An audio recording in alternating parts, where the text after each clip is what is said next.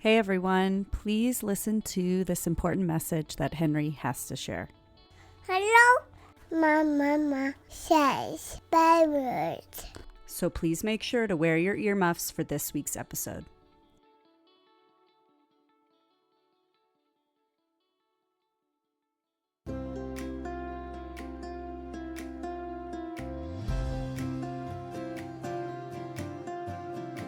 Finding the right genes is hard. Accepting your genes is even harder. Whether you wear boyfriend or bootcut, high-rise or low-rise, this podcast will teach you to love the genes you're in.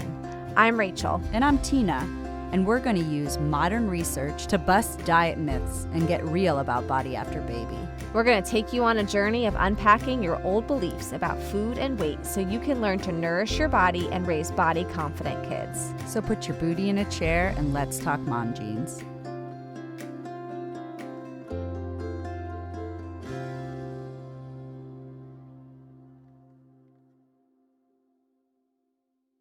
Well, hello everyone. Welcome back to season 2 of Mom Genes. We did it! We're back! We did it. We took a few weeks off for this summer. No, we took some time off and we regrouped and we lived life with kids, and we are back to recording though very quickly. So we are so Suffering excited. in the heat. That's what happened basically over here. That's what you get for moving to Texas. I know. No income tax and humidity. Yes. Okay, anyway, welcome back to season 2. This season, we are so excited because we are opening up the platform for those that are feeling inspired to share their stories about their body and healing. We have been planning this episode way back in January 2020. However, with everything that 2020 has brought us as a world, we feel that now is really the best time to continue to open up the platform and have a variety of stories. And we are really excited to be chatting about this and for this season this fall. Yay. So we understand that we are really just scraping the surface when it comes to opening up the platform for voices. But our hope is that by hearing a few parents share their story, this will motivate our listeners to make positive change in their lives, increase their healing, and inspire others, or get more education on what else is needed to be done to fully heal their body relationship.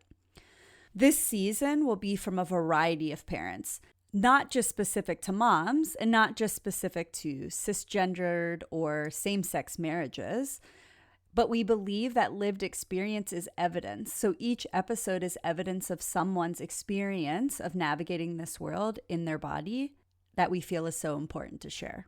Yeah, so if you listened back in season 1, we tackled the science of our genes with a G and offered encouragement to find peace in our genes with a J. So even as we spoke from our perspective and heard from amazing guest experts, we also knew that each listener was hearing and interpreting our thoughts based on their own experience and narratives. As clinicians, we have sat with hundreds and hundreds of clients in a sacred space of vulnerability and doing challenging work in their healing process. So we know that every single individual's experience and everyone's definition of recovery and food freedom is unique as well. Our relationships with our bodies and with food is just that. It's a relationship. It ebbs and flows, has boundaries and flexibility, has fun experiences and painful conflict. We are so passionate about this field of work and this season because we know the power of the healing journey and how sharing one's story can be a beautiful step towards deeper healing. So we wanted to share a quote that we love by Sonia Renee Taylor, author of Your Body is Not an Apology. And that is, our body shame is a story whose chapters began being written in some of our earliest memories. Our story made us believe we would never have love. We would never be good enough. We would always be rejected. Decades later, we find ourselves still stuck, the body shame story on loop in our minds. We do not have to keep that story. We absolutely have the power to turn in that cheap and tawdry tale and make a new story. We have the power to change the narrative of body shame in our lives. The good news is we are the authors of our own lives. Before we launch our season of stories, we wanted to bring on an expert that specializes in a therapeutic technique called narrative therapy. This method of therapy is powerful in helping people deconstruct the discourses and problems they might face in order to construct their new preferred story. We thought our listeners may want to hear from a therapist who practices primarily from this form of psychotherapy so they can understand the power in their thoughts, narratives, and storytelling. Yeah, so today we are going to welcome Amber Kramer. She's a graduate from National University and an associate marriage and family therapist at the California Family Institute, working under Dr. Chris Hoff in Costa Mesa, California. Prior to becoming a therapist, Amber worked as a hairstylist for 7 years. It was through her time as a stylist that her passion for helping others became evident. After having both of her children, Eli and Easton, she decided to pursue her career as a marriage and family therapist. As a narrative therapist, she approaches therapy through a collaborative and a non-pathologizing lens where the client is the expert in their own life. She works alongside the client to face the problems that are stopping them from living their preferred life. We are excited to welcome Amber and learn more about narrative therapy and pick her brain on steps to healing those tricky cognitive discourses. And she will explain what the heck that means. Off we go.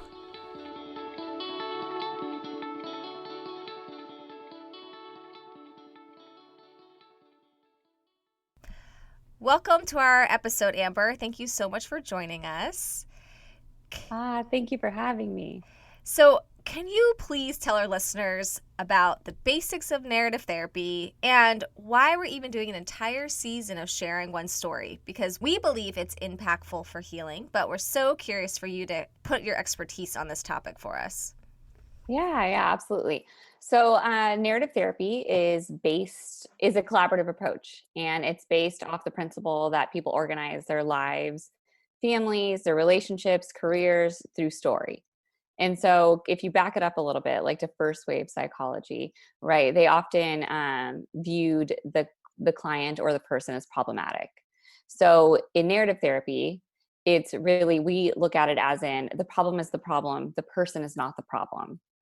And that the problems that people are facing in their lives are heavily influenced by the culture that we live in and enforced by our society, our families, our clinicians, our educators, medical staff, right? And unknowingly, but that's what it's enforced by.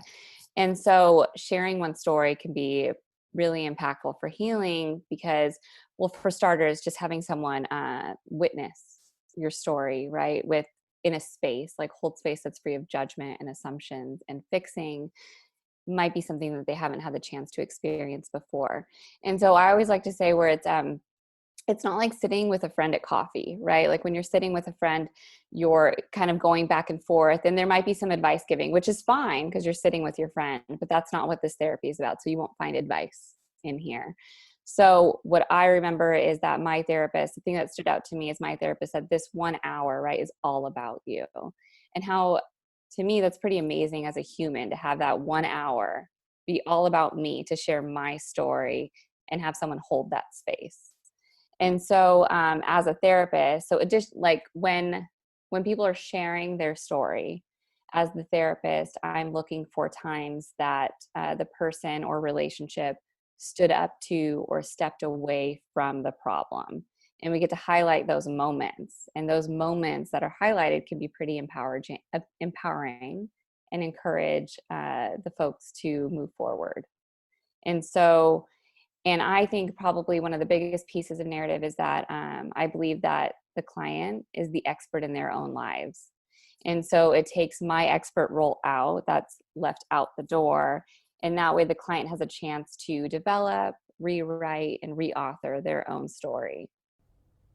So as a dietitian, I'm hearing that you did a fabulous job of explaining it. But for the person that's listening that isn't in our world, that's like, in a nutshell, it's basically coming into therapy and sharing your story. Is that what you're saying? Yeah. So it's coming into therapy, sharing your story. And then I guess what I missed was the part where we use externalized language. So I guess a little example is, right, if someone comes in and says, I'm an anxious person, we would turn that into like the anxiety. So how is the anxiety showing up in your life? Because if someone is sick, if someone has an illness, whether it's cancer or anything else, they're not coming in and saying, I am cancer, Mm, right? You have cancer. And so we remove that from their identity. Does that? yeah. Well, we do that a lot with the eating disorder in that recovery process for clients. We call it the eating disorder, or some people call it ED. And so we've externalized an eating disorder in a lot of our field. But I love that you're bringing that to other things, to anxiety, to depression, and then also to potentially just more general body dysmorphia or diet culture, kind of externalizing all of that versus all the internalizing that we do that leads us to our disordered body image. Right. Well, so, I think about in the work that I do where like I really try to assist clients in saying, yes, the eating disorder or the weight bias is not your identity. So, like clients coming in and saying, I feel fat, I am fat. And maybe you want to claim fat as that identity as a form of empowerment, sure. But not saying, like, well, my doctor told me I need to lose weight. So I guess that I am now that becomes my identity. So I like how it's flipping it out and going, oh, okay, like that is that weight stigma that I experience. That is the eating disorder that I struggle with.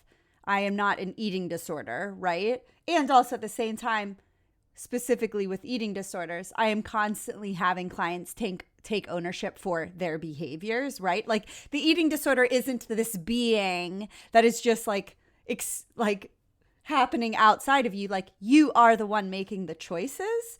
Now, I think with what Rachel and I are trying to have at this season is that kind of family legacies and weight bias and stigmas that you've experienced in your history, how that affects you as a person today, and really trying to rewrite that story. And so I love that we're chatting about this. That was my long-winded Oh, yeah, I response. love that. And I love that. And I love that it's that you brought up the legacy, right? Because I mean, it can happen for so long without us noticing that it's there, or without us I always ask, like, how are you participating in this, right? And it's not to insert blame, but it's just, how are you colluding with the eating disorder? How are you participating with the eating disorder? Because it invites in some personal agency, which is also empowering, right? Because you get to make a decision as to what you want to do and how you want to move through this world. I think it's good to point out the fine line between choice and then why we're bringing you on to discuss narrative therapy, because so much of the family legacy becomes this subtle messaging that we don't even realize we're continuing to like act out over and over and reenact these family traumas and these belief systems. So I'm curious, what are some of the common ways like of thinking or that the narration that become obstacles to the healing process that people may not even realize as they're working through their story or living out their story? Yeah. So people are multi-storied, right? And at times, some of those stories can become problematic. And so let's say those problem stories, like the not good enough stories, right? They have a way of dominating or taking over the stories about people's capabilities, their skills, and competencies.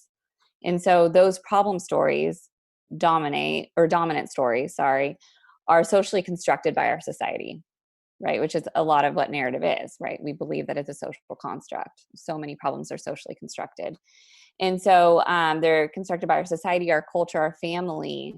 And those stories dominate or dismiss the stories of wisdom and knowledge. So I'm going to use the example. I know we're talking about eating disorders, but I'm going to quickly use a parenting example if that's okay with you. And so, for example, the problem stories a lot of them get developed or formed around parenting, right? Like the I'm not a good enough mother. I don't have it together. I'm falling short as a parent. I'm falling short as an employee, as an individual. I've let myself go, and so on. And so those are the examples of the problem stories that often blind individuals from their skills and capabilities as a parent and as a human being. So what we really need to be asking is where those dominant stories come from and by whom they're being spread and implemented by. Was it by the society we live in, by our family, our friends, our educators? So again, as a clinician and a narrative therapist, my job is to reintroduce people to the actual lived experiences of knowledge, strength, and wisdom. So recalling those experiences. But really, I mean, we're policing ourselves, right? When those messages are coming in and we're trying to live up to something, that's when we start policing ourselves and internalizing those dominant stories. I love that so much. I'm like, oh. I know, you look deep in thought. I'm like, should we move on? Or Rachel looks like her brain is spinning so much. I think the policing yourselves is where I am sitting right now, because I think when we talk with so many people and we listen to their stories, we do hear that. We hear, I had this inner wisdom, I had this thought, but I felt like if I acted that out, or if I became confident in my body, or if I advocated for myself and spoke my needs, then I would receive judgment, critique, feedback. It wouldn't be socially acceptable, etc. So I learned to police myself. I learned to filter it. And in that process of filtering, what happens to people? What happens to their confidence, or their inner dialogue, or their self-esteem? Well, it gets diminished, or it gets questioned, right? Or, I mean, there's always going to be a risk when you let go of the fear, you let go of whatever the thing that you might be facing, right? There will always be a risk. And so the risk is what? Oh, you might receive backlash from your family. You might receive backlash from your friends, from society, right? Like society says, like, the perfect picture is this. And if we're over here saying, no, like, I'm good, I like the way I look, like, you're going to receive backlash for that. Like, oh, you do, right? Even by your doctor, even by those that we're supposed to rely on. And so that's the risk. And so what happens in that is that because we're trying to live up to like what society says, in the policing, our confidence in ourselves and making our own decisions, we question it. Mm-hmm. I can't tell you how many clients I sit down with that are trying to live in a world that doesn't accept their bodies. And we're talking about it, and it's just like, how often do you go through a day, a week, a month where someone doesn't make a comment about your body, or encourage weight loss, or give you nutrition advice? And most often the answer is never. Never do I go through a day where someone doesn't just offer me advice, or tell me the strategy of how they've changed their body, or what they know to be true about nutrition, or going to someone that they look up to, or a family member, and saying like, you need to change. So even with that, it's like, even if as they're doing the work, everyone's kind of undoing it for them. So they can set these really healthy boundaries. They can advocate for themselves. They can try to rewrite their story. But ultimately, until our society gets on this whole body acceptance movement, these individuals are going to constantly having to be putting effort into rewriting their stories. I mean, and it pisses me the hell off. You know, I'm like, do you want me to call your friend and bitch them out for you? I'll do it. I swear, I'll do it. You know, and then I'm like, that's not my word. And what's your inner narrator saying about that? No, I'm just kidding. I know. It's not called that. I just get so protective. Yeah. No, really, it is. It's hard to not be protective over, right? It happens. I sit with clients all the time, and you know, they have important people in their lives that are supposed to support them. And this isn't me, again, not putting blame on the family or friends or anything, but and they might not know any better, right, at this point. But it is one of those things where it's like the immediate reaction is like, oh, I just want to protect you, because it is quite devastating of what our society says is like, this is it. And I mean, you see that even when you go to a doctor, and it's like, where the word health, right? There's a stigma on the word health, because we know what's healthy. And this is the perfect picture of health. And you're supposed to fit into this. And so it's hard. And it creates a lot of problems. I know. We know that discourses is a term that you use a lot in narrative therapy. So I'm curious, before we launch into our next question, could you explain what that vocabulary term means? A discourse would be, let's use like a gender discourse, but just to explain, like a gender discourse would be like how society views and values like women versus men, if we only had two genders, right? Which I know we don't, but along lines of like women in particular. So the discourse would be that women are supposed to be passive, quiet, not assertive. We're supposed to, want kids. We're supposed to be the homemaker. So that's like what the discourse is.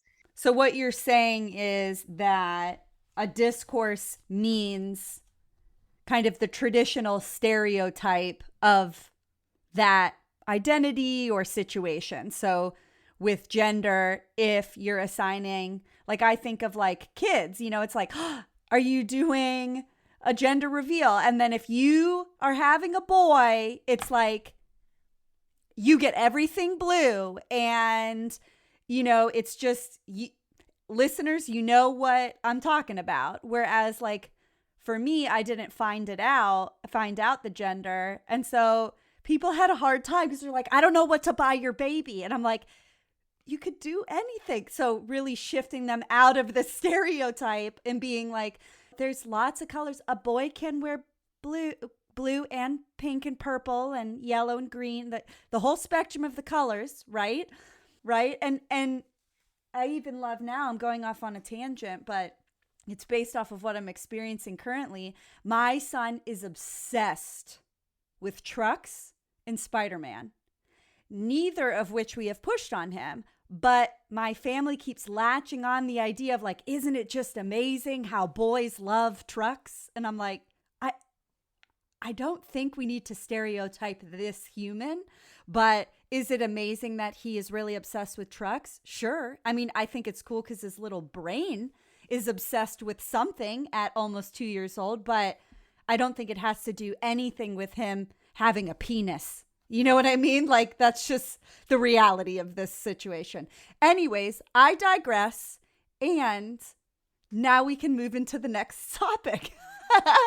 No, but yeah. And also to kind of add to that, right? Like certain discourses are named, right? So like patriarchy is a discourse, right? The gender bias discourse, anything else, racism, toxic masculinity, all of those things, right? Those are all the major discourses that we face. That makes sense. Okay. Life. So then how do we internalize our outer discourses or stereotypes that are spread and or promoted by our families, cultures, and society, in which we use to police ourselves in many ways? How is that problematic? The way we would internalize an outer discourse that is spread through our culture, society, and families would be the ways that we internalize our bodies, right? So I was actually recently listening to the Radical Therapist podcast, which is by Dr. Chris Hoff. It's my supervisor at the California Family Institute. And he was interviewing Hillary Canaby and Carmen Cool, where both Hillary and Carmen discussed how in this culture or society, our bodies are looked at as a problem to be solved, which I found really interesting. Because one of the principles of narrative therapy is that the person is not the problem. And furthermore, our bodies are not the problem either. And so, as you know, bodies come in all shapes and sizes. And whatever the problem is, we live in a culture that privileges a certain particular body type and shape. So you can see how that preference is spread through any media outlet, right? Like sitcoms, the news, Facebook, TikTok, Instagram, all of the media. And so when we're measuring up to what society says, we end up comparing ourselves to whatever that marker is. And that's how we police ourselves, right? Kind of what we talked about a minute ago. And so each person has their own particular view as to what the perfect image is. And so as the therapist, it's my job to make visible that often invisible picture of perfection that people are comparing their own bodies to, which can be damaging. And if I can share a little story about myself, right? So in my first pregnancy, I remember at like the end of third trimester going to the doctors, and the doctor was, passively expressing concern over, overweight, right? The baby's only going to be 7 pounds. And, it's those like little microaggressions that we're up against. And so even before birthing my child, I remember thinking like, I haven't even held him in my arms yet. And I already feel like a failure as a mom, right? Like I already feel like I'm failing at this pregnancy thing. And so that adds to the anxiety, and that adds to the fear, and that adds to everything. Like even it takes away from even having like a memorable birthing experience. And so it's it just like, it blows my mind that that is happening. And it's those messages are being spread by those that are supposed to be caring for us and those that we're supposed to really fully rely on, right? Like we're told, rely on the doctor, rely on this person. And it's just interesting how they are the ones spreading that message, whether they mean to hurt or not. Let's Right. not, right? But it's happening. It is happening everywhere a lot. Yeah. Yes. Yeah. And so it's those experiences. I think it breeds fear, like fear of not being good enough, fear of rejection, fear of not being accepted. But I'm also curious, this could be off topic, but I'm curious if you find that those who spread the discourses are also operating out of fear. Sure. I imagine that so many of us are, right? I imagine, and not to get into gender, but I mean, again, it's how society, like what they value in women, right? And their bodies. Like society says, like, oh, you have a baby, you're supposed to bounce back. Like, look over here, this celebrity did it. I'm sorry, I don't have a night nurse, I don't have a private chef, I don't have like a personal trainer, I don't have all of those things. And so it's just right. Or the genetic 1% that you happen to be born into. Right, where you're just like, I walked out in the same jeans, like, no, I'm sorry, that didn't happen for me. And it's interesting how, especially women, we're, what we're told what we're supposed to look like. And that's like, and I love Instagram for many things, but I also don't. It also brings in fear, and it also brings in, it invites in like those stories of like, I'm not good enough, because we're following, influencers, and we're following all these people that are like, oh, and I ate this for today. This was my menu, and it's like, it can be like damaging. It can be very damaging because it doesn't, what is it called? It doesn't fit into what everybody, it doesn't fit to everybody, right? It's speaking only to, that 1%. Yeah, I think, you're speaking to the fact that like the 1%, okay, great. And even these celebrities aren't even that 1%, or people with privilege. Let's not even, I don't want to demonize celebrities. No. Hey, celebrities, we hear you. But privilege, where it's saying like, yeah, maybe you don't have the privilege to be able to hire a night nurse, or have access to a gym, or have therapy support to combat any sort of postpartum depression, or are a single parent, or, I mean, shall I go on? And so it's like, what we are receiving, the messages that we are receiving are that our story needs to be perfect, and that we need to behave perfectly, and that if we are struggling, like, you better fix that shit because there's no toleration for it, right? Like, and that expectation is actually the 1%, and everyone else is the 99, and that is the true normal. We just need to rewrite that story, shift our eyeballs to what actual reality is. Actual reality is the real struggle. Actual reality is sitting down and having roles and being softer because of a post-baby body, and living in a body that society shows us is wrong. Like that is the normal. Right. Like the truth is, like, our bodies are wonderful. And not only are they wonderful, but they can do really wonderful and spectacular things. Right? Doesn't matter what it looks like. It can do all of these things. And that's pretty amazing to me. Well, I think that kind of brings us into the next question, because you identified the discourses and the stereotypes, and then you started talking about how we can start changing that narrative by talking about body function and etc. So how can our listeners do more work to deconstruct the discourses or problems that they're facing so that they can begin to construct their new preferred story? Yeah. So listeners can start by asking themselves. So these are kind of going to go into questions of what they can ask themselves, right, as they're facing these things. And so listeners can start by asking themselves the ways in which our society and culture views and values bodies. And again, in particular, right, female bodies. And I know that it sounds gender specific, but really we're up against a lot. And we have to acknowledge that. And so why does our society value a particular body type? Why do we value a particular body type? Who are we following on social media? Do the people that we follow or surround ourselves with align with our values? Or do they align with societal values? And I guess the better question to ask is, do I align with societal values? Right? So my favorite question actually comes from one of Wayne Dyer. And I think it can be used also as a journal prompt and also just in life, even on a daily basis. And it's, who would you be if no one told you who you are? Right. And that really sticks out to me. So after deconstructing that discourse or that stereotype, and identifying why and what it influences in their life and what areas it influences, which is a constant practice, right? It's not something that it's like overnight. This is something that I even constantly practice. We can construct what we prefer, what we feel okay with. Imagining a life that would be what it would be like if culture had less of an influence in our life over who we are and what we looked like. So I would encourage listeners and all of us to find a time or a moment in our lives where we resisted that cultural influence. What was that time like? Was that okay? How were you able to do that? What skills did you call upon that encouraged you to move forward? So recalling those times can help us deconstruct the dominant stories, right? Those problem stories. And then we can start to construct a new, or what we call alternative story.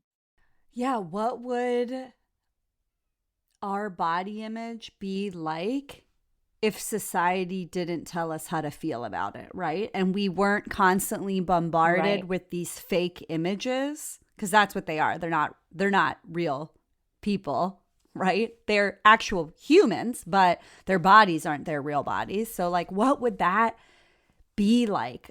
I feel like people's brains would literally open up and be able to contain so much more of other stuff. It would be beautiful. I think this is where I see food freedom come in. I think so many people find this food freedom when they're able to let go of the dominant cultural narrative about good and bad foods or healthy and unhealthy foods and all that. Also, people are really able to listen to their body and recognize their cravings, their desires, if they want something sweet or something salty, and how much and how little. And like, this is where I find people go, oh my goodness, suddenly I'm eating, I enjoy it, and then I'm not thinking about it. And that's where people are finding the food freedom, because they're letting go of that dominant culture narrative. I know, but then I have to come back and go, but when you live in a body that society and or people and or family or whoever else feel like it gives them permission that they can comment on that body, and everyone's telling you that body's wrong, it interrupts that. And the true freedom can't be experienced because people are constantly telling them that they're wrong, even if they're trying to rewrite it. It's like, people can't see what you eat if you don't let them see it, right? So it can be kept a secret of like, I don't know why you would want to, but like, oh, I'm intuitive. I listen to my body, eat whatever I want, whatever. But people aren't always going to be commenting on it. Whereas bodies, for some reason, people think that they can just offer advice. Even as a pregnant person, like people constantly were just like, I bet that that's a girl in you right now, right? And I'm like, what? Get away from me. But that's a good question for you, Amber. Like, people are doing the hard work in your sessions and they're rewriting their story, and then they leave session and they go home and mom makes a comment about the plate that they plate. So how do you help clients through the obstacles of other people not doing their work, even though they're doing their own individual work? Yeah, that's a great question. So at times, so say if someone comes in and they're a minor, right? I often would maybe invite the family in, because again, I think we're all relational beings, and this therapy really would be beneficial if we had the entire family or the unit. I say family, I don't mean blood. It doesn't have to be blood, right? It means like the important people in your life or the people that you might live with. And so And then, if they're not a minor and they don't want to invite those, right? They don't want to invite a partner or a mom or whoever in, then I would maybe start asking, what would you call that thing that that's happening for, let's use the example, mom, right? What would you call that thing that's happening for mom that's maybe encouraging her to advise you in this way? And I don't know mom, I don't know partner, but I'm giving the client the opportunity to kind of name that. So it's almost like, okay, so that's happening for her. And that's encouraging her to say, like, to give advice as to what you should look like or what you should be eating. Because those things are never going to stop, right? Even if it does stop within your family or the people that are important to you, society's not going to stop doing it. So it's kind of up to us what we can handle and how we want to take a stance against that. And again, it's a constant practice. I was just doing this last night with a client. Like, what do you think mom's scared of? What is her fear right now? And once they're able to kind of put the problem back on to mom, and then also separate mom from the problem and that identity, they're kind of able to have like this calming in their body that it helps them sort through it a little bit differently. So all of a sudden, they're no longer the eating disorder client, and mom doesn't see them as the eating disorder. Mom's actually just scared of her child not growing up and not thriving in life, and et cetera, et cetera. We kind of help put the finger on that and separate it out. It's almost like 3 degrees of separation or whatever. Yeah, it's constantly separating. Right.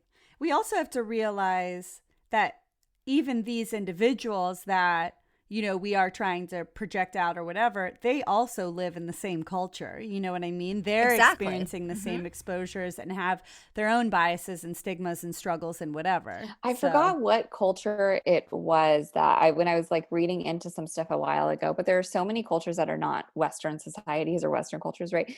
That really value like women's bodies as they are, or bodies in general as they are. And it's just so fascinating to me that in Western society that we just have such an idea of what perfection is and that we're all supposed to be living up to this. I often wonder, I wonder why. And it's such an oppressive system in that way. So if people want to know more about steps to take, or even if they can just do a quick right now check of, how do I do this right now? Even if they can't dive into narrative therapy and right away, like what are some good first steps for our listeners? So I wrote down a couple like journal prompts. So probably number one would be asking how society values bodies, right? And asking, do I align with those values? And if I don't, what are my values? What do I want to value? Right. And so that, and then asking, the ways in which perfection and societal ideas about body image has given you a less than worthy idea about yourself. So it's really kind of diving into how that has added to the unworthiness that shows up for you. And then again, asking that Wayne Dyer question, who would you be if no one told you who you are? And just, I think really just starting to crack open and come up with, again, that discourse or that stereotype. Do I want to live up to this? And why is it even there in the first place? Right? That's the biggest thing is like maybe start asking ourselves, like, why is that like discourse or stereotype even there in the first place? And who is it serving? For the person that's not a journaler, I don't like journaling. Well, that's the thing. Yeah. I think really it's just taking the space and actually thinking about it. And I'm one of those individuals that, like, as I speak, it helps me. Like, if I were to just like sit and quietly think, I'm like, I've thought about 400 different things, but to keep myself on track, I'll maybe record myself and like just talk it out and whatever. And then you could listen back and be like, oh yeah. So like, that's my form of journaling. If someone were to actually tell me like, you have to sit and write this down, I'm like, shut up. I won't. I will never, I won't do it. So just find, for the listeners, it's like find your own way that actually can do that work. Maybe it's through art or I don't know. I'm not a therapist, but you get what I'm saying. Well, I think that we all learn, take from, do different things that would elicit these thoughts, right? And so some people really love homework. I don't. Homework brings me back to being a kid, and I'm like, absolutely not. And so, but some people do, and it works. And so journaling works for them. I'm someone that I like to sit with somebody and run through all of my thoughts, like all of the deep societal thoughts, and for that in quarantine is my husband, and he's looking at me like, okay, are we, but it's like, that's how I get the information in. Right. So it just depends. It depends on you and how you want to learn and how you want to take in that information. So, listeners, we're going to include all of these journal prompts that Amber shared, as well as some of the questions we'll be asking our interviews and our guests this season on our show notes. If you want to do some of this work, head to our website. But I also would love it if you could speak to why it would be important for someone to spend the time to write out their body story, like their history and their timeline of who said what and what societal discourse impacted them here, and what that would be like what healing would come from potentially writing out the story from the lens of narrative therapy as well. Yeah, so that's a good question. So I'm going to back up a little bit about writing the story. And I am going to come back and say, absolutely write your story, because it's just like telling your story. It's impactful in the way that you get to look for the moments that are not okay with you, right? Like even writing it and going back and saying, do I still feel this way about this story? Right? Like are my preferences included in this story that I'm writing out? And so I always like to say it's okay to rewrite over and over. There's never an arrival point, right? And so it's okay to go back and do that. But also a huge part of narrative therapy, which I could have mentioned earlier, is letter writing. And so let's say shame or anything else that comes up for you, right? So writing a letter to shame can be super impactful for healing. And just the way it's impacted your life, the way it's infiltrated your life. And so that can come as well with writing your story, writing a letter to the problem that's showing up for you, perfection, shame, whatever it might be. I have clients write a letter to their body and then have their body write a letter back to them. Yes, exactly. Look at that dichotomy there often. And personally, I wrote out my birth story. I had a very traumatic birth with my first child, and I wrote out my entire birth story. I mean, it was like 9 pages single space. It was the most healing thing I've done, because as I'm looking at it, you're right, I looked back and said, was I okay with that? Or, wow, when this person said this, I fell under this discourse that I even realized I was falling under, and that impacted me, or what it was like to be this. And just writing that all out and highlighting it and pulling stuff out, that was the most healing thing. I literally spent a couple days doing it, processed it with a therapist, and I moved on just from that single story writing element. Now I know it's more complicated for lots of other things, but I just want to say that spending the time to write it out, looking for those discourses, looking for the external constructs that have impacted your belief system or the core beliefs that developed as a result, is really helpful. Well, and how beautiful is it that you can write it out and it doesn't have to be refined, right? Because again, when we're speaking to a friend or whoever it might be, your birth story might come out filtered. It may or may not, or you might leave some things out. So the fact that you can put it on paper and not have to leave anything out, not have to police yourself, not have to filter anything, that it's all there, that can be very healing. Cool. Well, this has been great. To kind of wrap it up, can you tell our listeners where they can find you? Or Yeah, thank you. So I am working at the California Family Institute in Costa Mesa, California. And so I have a website, which is amberkramertherapy.com. And so you can reach me on there, and it has my phone number and everything. So I myself work along with a team of really great narrative therapists. So if you ever need anything, and we do offer sliding scale, we do, it's a clinic that we want to share therapy with everybody. We believe everyone deserves therapy if they want it. And so, yeah, reach out. I'd love to hear from you. Well, thank you. Thanks for coming on and chatting with us. Thank you. Oh my gosh, thank you. Thank you so much for the opportunity. It was fun. I appreciate it.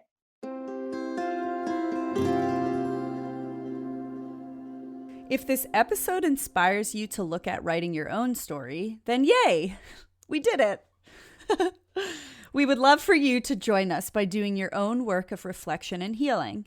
We recommend that you carve out some quiet time, reflective space for writing or other ways of processing, and answer some of the journal prompts that we will be posting in our show notes on momjeansthepodcast.com. These will include a list of sample narrative therapy journal prompts, along with a list of the questions we will be asking in our interviews this season for you to begin your reflection process. Yeah, so go check out the website, and just so you know, some of the questions are going to be along the lines of this. What is the story about healing your body? What are some of the most important experiences you had in your body that changed your relationship with it? What is your story of breaking your family legacy, and how are you trying to rewrite your story? How has your relationship with your body and your body's story been impacted due to your race, culture, or gender identity? What is your why for healing your relationship with your body? And what is the greatest lesson you have learned about body acceptance?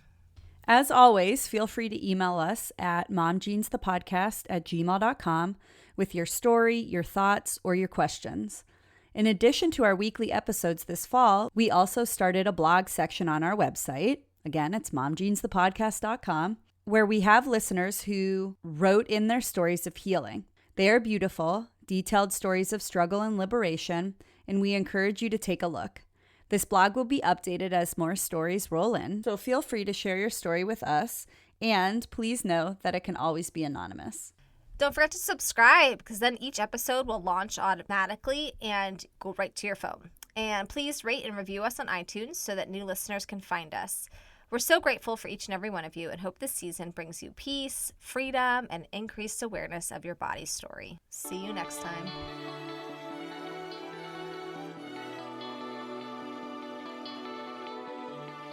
This episode of Mom Jeans was produced and edited by Rachel Coleman and Tina LeBoy. Just a reminder, this episode is not a substitute for therapeutic counsel or nutrition advice. Thank you to Jerry DePizzo for the music production. You can find episode information and show notes at www.momjeansthepodcast.com. Follow us on Instagram at momjeansthepodcast and join the Mom Jeans the Podcast Facebook group to find a community of mamas learning to love their bodies and discussing the episodes. Thank you. Thanks for listening to Mom Jeans. See you next time.